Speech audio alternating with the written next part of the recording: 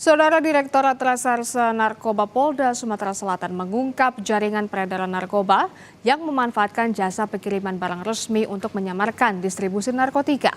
Seorang penyuplai ditangkap dengan barang bukti 11.443 butir pil ekstasi dan sabu seberat 1,4 kg.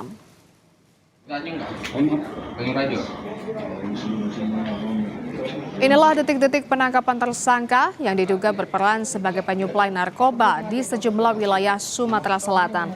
Tim gabungan Polda Sumsel bersama Bea Cukai Sumbak Tim dan Satgas Narcotics Investigation Center Barreskrim Polri menangkap tersangka di sebuah rumah kos kawasan PTC Kota Palembang. Dari hasil interogasi terhadap tersangka, penyidik kemudian melakukan pengembangan untuk menelusuri jaringan narkoba.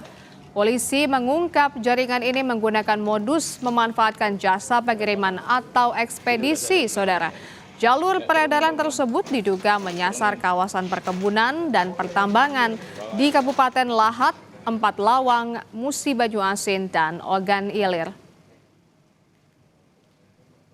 Diamankan narkotika jenis ekstasi sebanyak 11.443 butir.